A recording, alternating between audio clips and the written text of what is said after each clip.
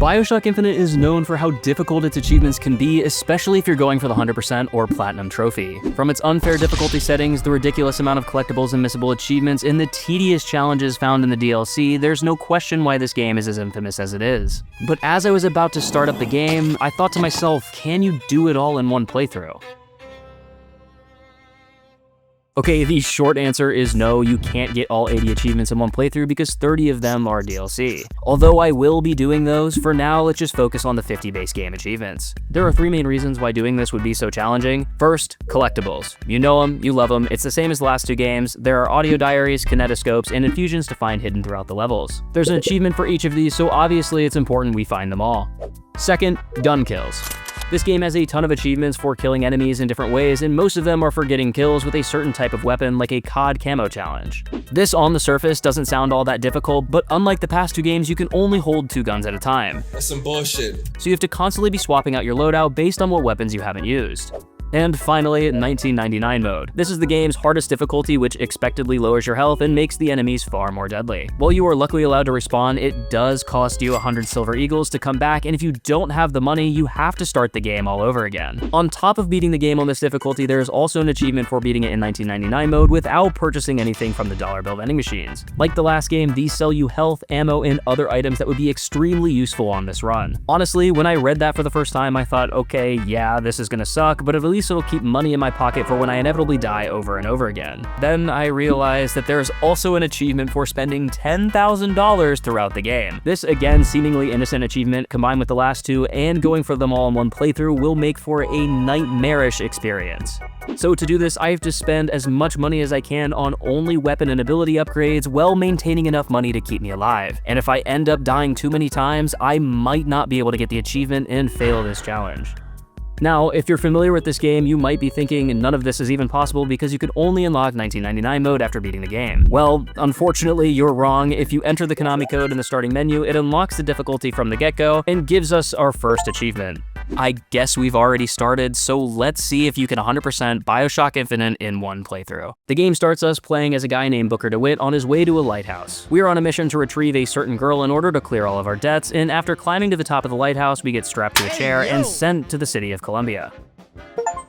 Here we try to blend in and make our way to Monument Island where the girl is being held. This includes getting baptized by a religious cult, stealing food from vendors, and attending the local fair. We then see a sign that says a false shepherd will come and he will be marked with a scar on his hand. Coincidentally, we have the exact same marking on ours. Interesting. At the fair we get our first vigor, and these replace the plasmids from the previous 2 games. The one we picked up is called Possession and allows us to take control of machines, and we use it here to get to the next area of the fair. We then stumble upon a stage where they're about to draw the winning numbers for a raffle. We quickly get in on the action and grab a baseball with the number 77 on it, and funny enough, we won. What did we win exactly? Oh, the chance to throw a baseball at an interracial couple. Yeah, so something I didn't mention is that this game takes place in the early 1900s and can get very uncomfortable very quickly. Because we're not a monster, we decide to throw the ball at the announcer, but right before we can, the guards notice our scar and stop us. With our cover blown, all hell breaks loose and we pick up a skyhook. This is our melee weapon for the game and allows us to ride the signature skylines. From here, we have to fight our way to the next area of the game, and at the end, we come across our first mini-boss, a fireman. He's kinda cool, he throws fireballs and is not really all that difficult to put down, but once he's dead, he drops his Devil's Kiss vigor. Something I am a fan of in this game is that if you kill an enemy with a special ability, they will drop it so you're able to use it yourself. The next level of the game starts in a restaurant called the Blue Ribbon, and I guess when I bought the BioShock game bundle years ago, it came with the season pass. Not only did this come with the DLC, but also some outfits and extra infusions. So as I was collecting these items, I got an achievement for equipping one of every type of gear. After a few more fights and getting an achievement for 25 pistol kills, we make our way what seems to be a haunted house. Inside, there's some interesting looking enemies with a boss that has the ability to send crows at other people. After we kill Vessel from Sleep Token, he drops his vigor and we're able to pick that up for ourselves. As we keep moving towards Monument Island, we kill some enemies, ride the sky rails, and then we get to a point where all the soldiers just stop fighting us. This is Comstock, and he is the piece of shit that runs this place. He tells us that the girl is his daughter and tries to talk us down from rescuing her. But unfortunately, we tell him to kick rocks and continue on with our mission. See you later, stinky. Finally, we make it to Monument Island and get another achievement. While on our way to the top of the tower, it's clear that the purpose of this area is to study and run experiments on the girl. When we see her for the first time, it's behind one-way glass, so just a little creepy. I knew your walls. Turns out her name is Elizabeth and she loves Paris. No, seriously though, she's obsessed. If that city was a person, she would need to be put on some sort of watch list. But then, out of nowhere, we see her open some sort of portal. These are called tears and are little rifts that act as doors to other parts of the world and will become very important later on. That's a surprise tool that can help us later. Somehow we end up falling into a room, and using the key we were given at the beginning of the game, we are able to break her out of the tower. As we are escaping, we hear screeches coming from outside, and some sort of creature is trying to get in. This is the Songbird. It's Elizabeth's pet, I guess, and it's responsible for protecting her and keeping her in the tower. We narrowly get away, but during our escape attempt, the Songbird destroys half of the statue and we fall into the ocean below. After coming to, we walk around the beach and find out that there is an airship we can use to get out of the city. We lie to Elizabeth saying that we're taking it to Paris, and we start making our way to the airship. Turns out that we need a special vigor called Shock Jockey to get going, and the only place that we can get that is from a guy named Slate in the Hall of Heroes. This area just has you exploring the building and taking out enemies until you finally run into Slate. However, there's no boss fight. You just chase him around until the geriatric son of a bitch just gives up. Seriously though, you chase him around a corner and he's on the ground waiting for you to put him out of his misery. Once that's done, we get the Shock Jockey Vigor needed to progress. Also, during that section, I was able to get 2 achievements, one for getting 50 kills with a shotgun, and another for killing 5 enemies while they were falling. To do this, I used the Bucking Bronco Vigor to lift them up and blasted them with the shotgun while they were falling. Bold. We finally get to the airship, and Elizabeth notices that the coordinates we put in are not for Paris and are actually for New York. She understandably gets upset and knocks us out with the old BioShock 1 classic. As we start to wake up, we notice that Elizabeth is gone and that somebody else is boarding the airship. These are the Vox Populi, the resistance group of Columbia, and they knock our ass out once again. We wake up for real this time and meet Daisy Fitzroy, the leader of the resistance. She agrees to give us the airship back if we find a gunsmith by the name of Chin Lin to supply her weapons for the revolution. After they drop us off at Finkton Docks, our goal is to find and make amends with Elizabeth. We chase her down, rescue her, she rescues us, and then we're back to being friends. On the way to Chin Lin's workshop, I am able to get the achievement Bolt from the Blue for getting 5 headshot kills on a skyline, and another for getting 30 kills with a sniper rifle. Once we finally get there, his wife says that he's been taken by Comstock's men and that he's being held at the bottom of the Good Time Club. If I were to guess, he's probably not having a good time. On our way to the club, we run into our first handyman. This is the game's equivalent to the Big Daddy, and in my opinion, a major downgrade. They're not too terrible to deal with, but they just keep chasing you, so you always have to be moving. During this fight, I decided to go for the achievement Heartbreaker. This is unlocked by killing a handyman from only shooting his exposed heart. I tried doing this normally for like 20 minutes, but found out that you can bug out his pathing and just have him sit still on this roof, which made it 10 times easier. In the first area of the Good Time Club, we take on a few waves of enemies and get a couple achievements. The first for killing 20 heavy hitter enemies and another for killing 25 with the hand cannon. After they're all dealt with, we find Chin Lin in an interrogation room looking like Mark at the end of Season 1 of Invincible.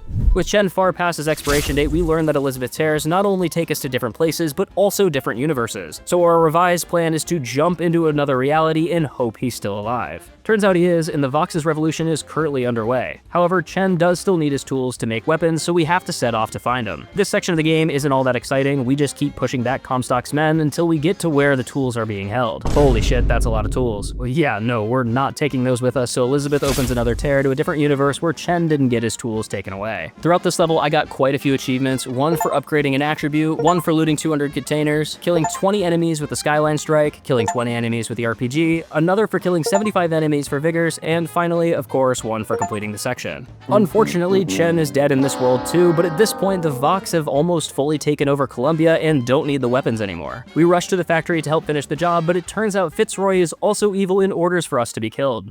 Now, this is the point in the game where I realized you can kinda save scum to get some of the achievements. You can't save whenever you want like in the last 2 games, but you can reload your last checkpoint. So if you find a good autosave location, you can kinda farm out some of the achievements, and that's exactly what I did here. In this combat section, I got 5 of them, one for killing 30 enemies with the crank gun, 30 with the volley gun, 30 while riding the skyline, 20 with the skyhook execution, and another for opening 30 tears. After grinding those out, we distract Fitzroy from killing a child while Elizabeth gets her from behind. Then, after she's dead, we take the airship for ourselves and get another achievement.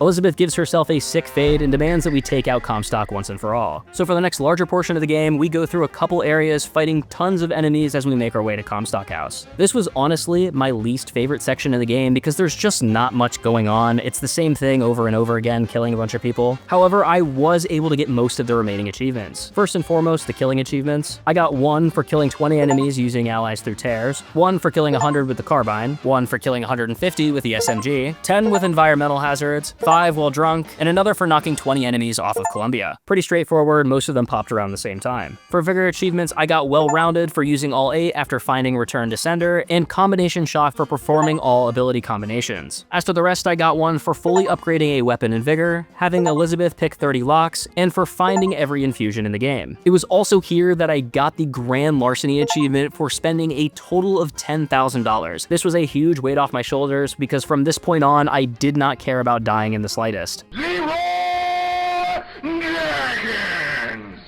Alright, so this is the point in the game where I think the story takes a turn for the worst. It just gets really messy. We finally make it to Comstock House, but there's a hand scanner on the gate keeping us out. So logically, we go to the local cemetery to remove the hand of Elizabeth's mother to get in. When we get to her grave, Comstock uses Elizabeth's power to resurrect her mom's ghost and a boss battle starts. This is hands down the hardest part of the game, no question at all. The ghost doesn't really attack you in any way, it just kind of resurrects a bunch of dead soldiers non-stop, and they will beam the living shit out of you. On top of this, since we're playing in 1999 mode, if we die at any point, all damage that's done to the ghost would be healed, so you pretty much have to do it deathlessly. I tried for a while to kill her without cheesing to fight, but it was borderline impossible. So I took a quick look at the Steam community page and someone said to place fire traps where she spawned, and that ended up working quite well. However, during the fight, I was able to get an achievement for hitting 3 enemies with the trap 5 times. I kinda just waited until she spawned a bunch of goons and hucked them out there. But once she's dead, we're able to get into the Comstock House.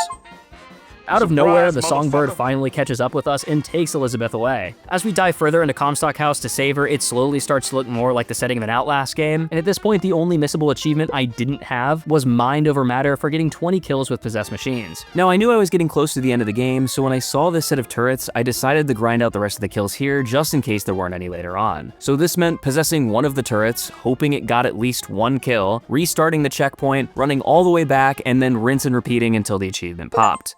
This honestly took a lot longer than I'm willing to admit, and of course, there were a ton of turrets after this, so I just ended up wasting my time. Oh my god! We hear through a series of tears that time is moving much faster for Elizabeth, so when we finally reach her, she is now old and has become Comstock's successor. Older Elizabeth gives us a piece of paper and tells us to give it to the younger version of herself before setting us back in time. We then take everybody out, rescue Elizabeth, and then go after Comstock. But before we do that, I found the final telescope and got the achievement Sightseer. The last section of the game is pretty straightforward. You're on Comstock's airship killing waves of enemies while you try to hunt him down. When you finally corner him, he does go on a little monologue, but Booker kinda snaps and drowns him in a bird bath. I am under the water, please help me. After he's dead, we find the last couple of voxophones and thankfully get the achievement Eavesdropper. I'm honestly not too sure what I would have done if I grabbed that and the achievement didn't pop, but I guess we'll never know. Turns out the paper we gave Elizabeth says that we can control the Songbird with a certain tune, and we can use him as a makeshift airstrike in the last battle of the game, which was so much fun. Once all the enemies are dead, we use the bird to destroy the rest of the statue, and Elizabeth riffs us to a familiar underwater location. Now, the next 15 minutes or so is an interactable cutscene that connects Booker's past with what's going on. Turns out this is a multiverse story, and Booker and Comstock are the same person. In the past, Booker had a choice to get baptized after the war, and if he chose to go through with it, he would be reborn as Father Comstock. And if he chose to walk away like he did, he would continue to be Booker DeWitt. So to fully end the cycle, a group of Elizabeths from different worlds drown us in the river. After that, the credits roll and all 5 of the difficulty achievements pop. This challenge honestly wasn't as hard as I thought it would be. You just have to constantly keep in mind what you have and haven't done. And aside from the Lady Comstock ghost fight, 1999 mode was pretty manageable. Overall, I did enjoy this game, but it is by far the weakest in the franchise. The gameplay is fun and I love the world of Columbia, but my god does the story get convoluted. The first part of the game is great, establishing the world and building the resistance up, but everything gets messy when you involve the multiverse and ghost stuff. I'm sure this was a cool and unique concept back in 2013 when the game originally came out, but after playing it in 2025, the whole multiverse thing feels overdone with IP after IP shoving it down your throat. But nonetheless, that is all of BioShock Infinite achievements in one playthrough. Wait a minute. Son of a bitch.